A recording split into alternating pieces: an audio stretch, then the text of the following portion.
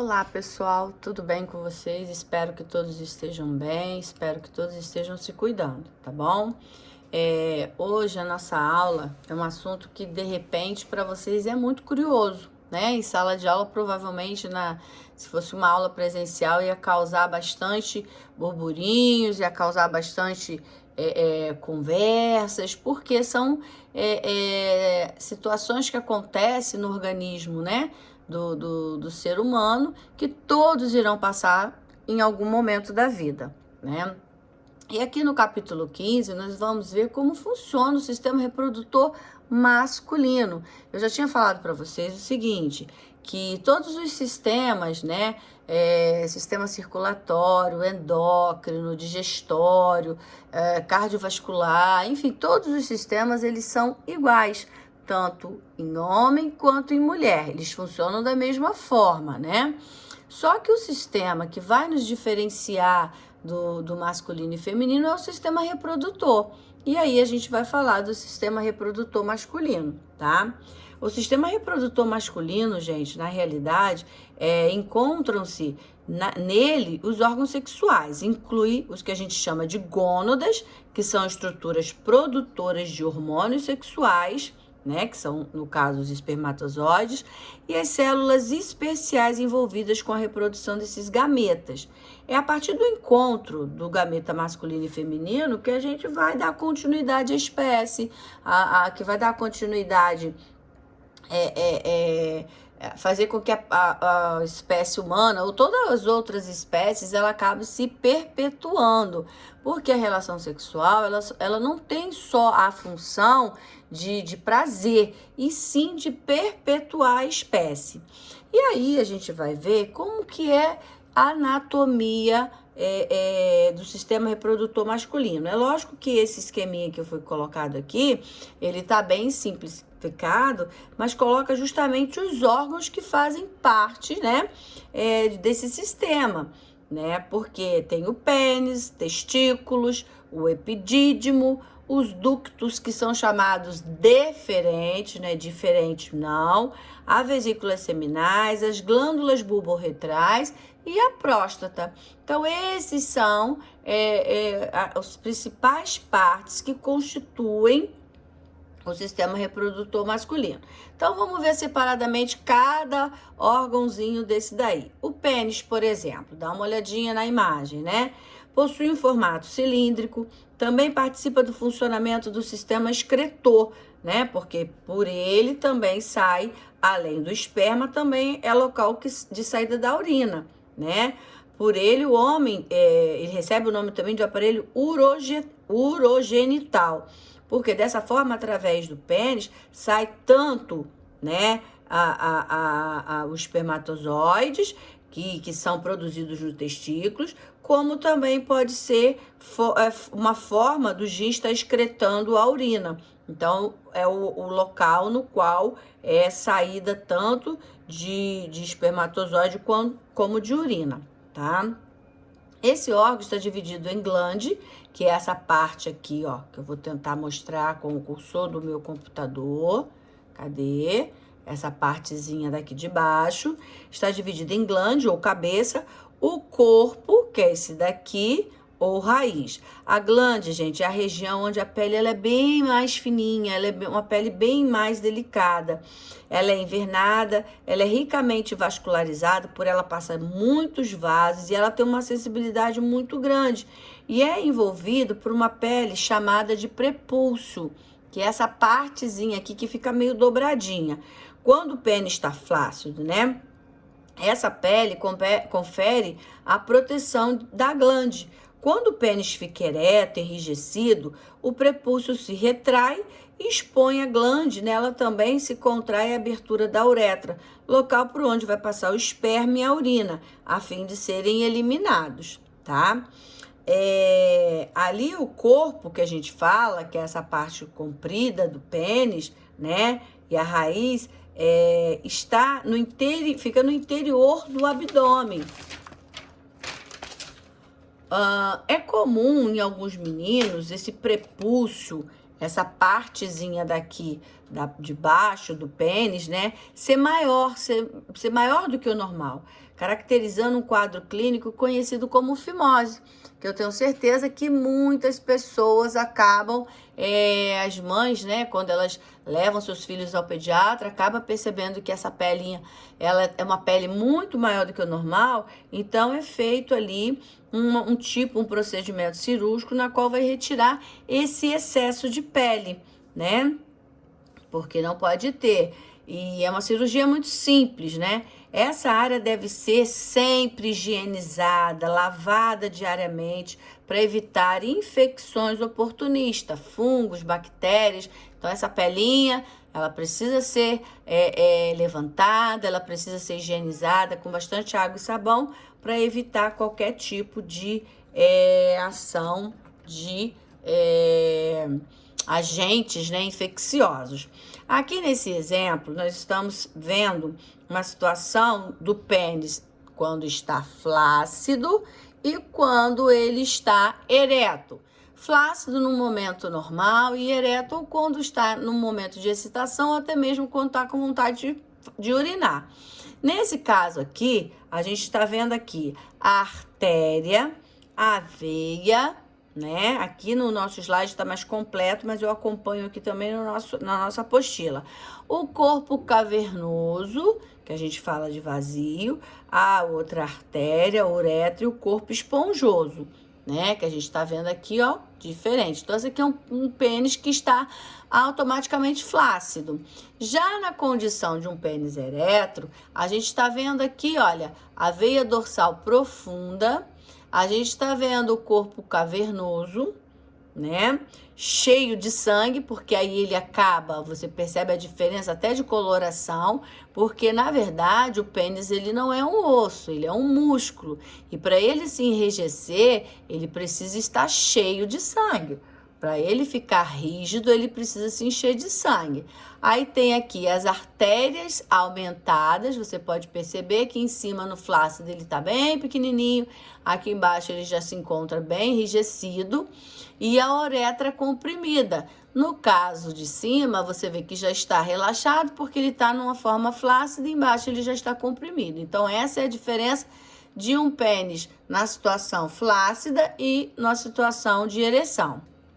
Aqui você pode ver melhor também, olha.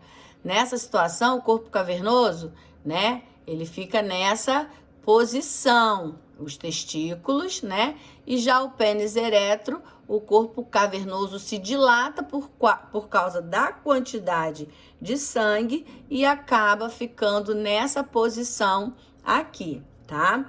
Por ação conjunta do sistema nervoso, circulatório e endócrino, ocorre a ereção do pênis.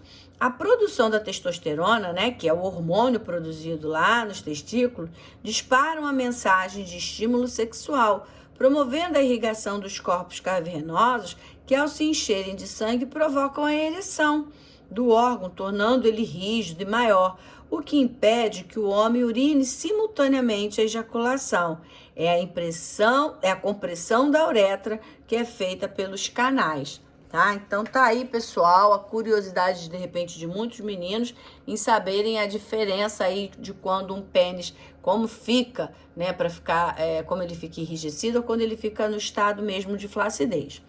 Os testículos, vamos ver. Os homens possuem 2 testículos em formato oval, né? Parecem 2 ovos realmente, que permanecem abrigados pela bolsa escrotal, tá? Então, a gente está vendo aqui o testículo e em volta dele a gente, né, imagina aqui uma bolsa, uma pele na qual eles ficam guardadinhos ali. Além disso, a bolsa escrotal auxilia na manutenção da temperatura, ideal para a produção do espermatozoide, porque eles precisam, para produzir o espermatozoide, que é o gameta masculino, é necessário que a temperatura seja adequada para que isso aconteça. É um processo que a gente chama de espermatogênese. Em dias frios, ele se contrai, aproximados bem do testículo, ficam bem próximo do testículos do corpo, aquecendo a região. Já em dias quentes, olha a diferença, ele relaxa e afasta os testículos do corpo, resfriando. Do interior do testículo convergem minúsculos canais que se unem em duas bolsas, que são chamados de epidídimo, tá? Aqui, ó, a gente pode ver de um lado e do outro, o epidídimo, que são localizados sobre os testículos. Aqui a gente tem o testículo e logo aqui em cima a gente tem o epidídimo. Aí qual é a função do epidídimo? Armazenar e amadurecer o espermatozoide produzido pelo testículo. Ou seja, o testículo vem aqui e produz o espermatozoide. O epidídimo vai fazer o quê? Ele vai guardar e fazer com que esses espermatozoides se amadureçam. De cada um dos epidídimos partem um canal deferente que circunda a bexiga e une a uretra, formando o ducto ejaculatório. Ao longo desse percurso, algumas glândulas secretam líquidos no interior do ducto ejaculatório, aumentando o volume do sêmen. Caso não sejam liberados, prestem bem atenção, caso não sejam liberados após determinado período de tempo, os espermatozoides serão destruídos pelas células do sistema imunológico, tá? Então, aqui, ó, posicionamento na bolsa escrotal, podendo ser observados os epidídimos e os canais deferentes, tá? Olha os canais aqui, e vasos sanguíneos, além do corte para uma realização da vasectomia, porque fazendo esse corte aqui, olha, impede que os espermatozoides sejam lançados e possam encontrar o óvulo, né? É um procedimento no qual o homem faz quando ele não quer mais ter filhos, tá? O detalhe da morfologia interna dos testículos apresentado, os canais seminíferos em sua plena disposição, interligando o epidídimo ao ducto. Nessa imagem aqui ela não está muito clara, mas no livro de vocês ela está bem específica, bem clara mesmo na imagem aqui. Aqui eu só coloquei mesmo para vocês terem uma ideia dos espermatozoides com medidas normais, aí tem as medidas, tem o defeito da parte da cabeça do espermatozoide, é quando acontecem alguns problemas, né, que alguns casais acabam não tendo realmente, acabam tendo problemas para engravidar, né? É porque às vezes o próprio espermatozoide pode acontecer de ser formado com problemas também, com defeitos. Então aqui a gente pode ver, isso aqui é um gameta masculino, esse é o espermatozoide, no qual a gente encontra aqui, ó, a cabeça, tá? Essa parte aqui chamada de acrosoma. Aqui, como ele é uma célula, ele tem o núcleo, o colo, a mitocôndrias, que é responsável pela produção da energia. Aqui, né, no caso, uma peça intermediária. E aqui, olha, é aquela cauda, né, que faz com que o espermatozoide vai batendo esse flagelo até encontrar o ovócito no momento da ejaculação para uma eventual gravidez, caso a menina, né, esteja no seu período fértil. A gente vai falar isso nos capítulos mais da frente, mas só para adiantar. Então, essa cauda aqui, que é um flagelo, na verdade, ele vai batendo no meio líquido, que é no sêmen, para poder encontrar o ovócito, ok, pessoal? Agora, uma coisa muito importante que eu gostaria muito de falar com vocês, que vocês, agora sim, os meninos vão ficar mais, né, com mais vaidade ainda. Porque quem define o sexo dos bebês, na realidade, são os meninos. Sabe por quê? Lá no gameta deles, eles têm esses dois cromossomos aqui, ó, que fica lá no núcleo da célula. Cromossomo X e o cromossomo Y, tá? Você vê que a setinha tá apontando para lá. Olha só, isso aqui é um menino. Já a mamãe, ela tem os seus gametas os dois cromossomos XX. Então, quando acontece a fecundação, que houve o namoro, houve a ejaculação, o espermatozoide entrou pela vagina, encontrou o ovócito, e aí aconteceu, né? Vamos dizer que o X, o cromossomo X do pai, fecundou. Como a mulher tem dois cromossomos iguais, né? O X do homem, ele entrou em contato com o X da mulher, obviamente que será dado origem a uma menina, porque o cromossomo é XX. Agora, se por um acaso o cromossomo Y do homem, ele entrou em contato com o cromossomo Y Desculpa, o cromossomo Y do homem entrou em contato com o cromossomo X da mulher, XY, vai dar origem a um menino, tá? Porque cromossomo XX origina uma menina, cromossomo XY um menino. Então, por isso que a gente fala que quem está dando origem, né, no caso, masculino ou feminino é o homem, porque ele tem essa dupla de cromossomos diferentes. As mulheres não, que é XX, o homem XY. O cromossomo sexual ou cromossoma sexual é o tipo de cromossomo encontrado em células na maioria dos organismos e determina o sexo dos indivíduos. A maioria das plantas e animais são organismos diploides, ou seja, representado por 2 N's. Possuem 2 cópias de cada cromossomo. Então, fica aí, né, para a gente poder entender que quem dá o sexo do bebê, na verdade, é o homem, porque ele apresenta 2 cromossomos, XY e X, e a mulher XX, tá bom? Só para lembrar, né, que o homem, no caso da ejaculação, em uma ejaculação do homem, na hora do namoro, o homem ele libera cerca de 200 a 300 milhões de espermatozoides. Essas células contêm a metade dos cromossomos que estão presentes nas demais células do corpo humano e carregam consigo uma cópia do cromossomo sexual X ou do cromossomo sexual Y. Como o óvulo contém apenas o cromossomo sexual X, são os espermatozoides que vão definir o sexo do bebê. E aí você vai poder ver aqui no livro esse mesmo esqueminha aqui, tá? Porque, na verdade, quem vai dar essa definição, vamos dizer, definição não, né? Quem é que vai definir realmente, na verdade, definir o sexo do bebê são os homens por conta desses cromossomos, tá bom? Gente, lembrando que a gente está aprendendo sobre o nosso corpo, sobre como conhecer o nosso corpo, né? Eu, como professora de ciências, eu não estou aqui para dizer para você qual é o momento certo, qual é a hora certa que você tem que ter o seu primeiro relacionamento sexual. Longe de mim, tá? Fique bem claro isso. Isso vai muito da crença, da criação, da forma com que você é criado. Enfim, isso aí vai de cada um. O que a gente precisa passar para vocês, o que é importante salientar nesse momento, é que cada etapa da nossa vida tem a sua fase, né? Então, a gente não precisa estar burlando, a gente não precisa estar pulando as fases para chegar lá na frente, né? Então, se você é adolescente, viva a sua adolescência, estude bastante, né? Porque o relacionamento sexual, quando a pessoa começa a viver uma vida sexualmente ativa, ela corre o risco, né, de engravidar. A menina corre o risco de engravidar. Por quê? Todos os métodos contraceptivos que existem, né? Muitos são eficazes, mas nenhum é 100% eficaz, que evita a gravidez, até mesmo os métodos cirúrgicos, né?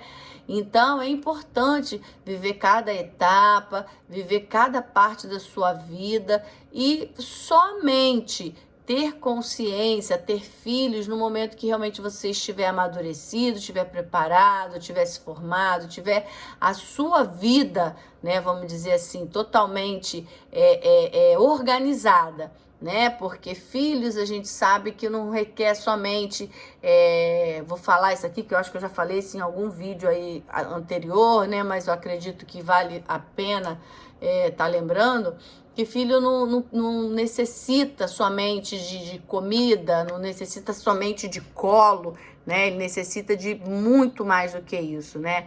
Ele necessita de carinho, ele necessita de bons médicos, de estudo, enfim, de saúde. Então, isso é muito importante, tá bom? Pessoal, espero que vocês tenham gostado. Tá ficando aqui para vocês os deveres, né, que vocês deverão assistam a videoaula, leia o capítulo, sublinha para tirar sua dúvida e na próxima videoconferência a gente vai poder corrigindo o dever e tirar as dúvidas, tá bom? Um grande beijo, espero que eu tenha sido assim o mais clara possível para vocês entenderem, e até a próxima videoconferência. Fiquem com Deus e se cuidem.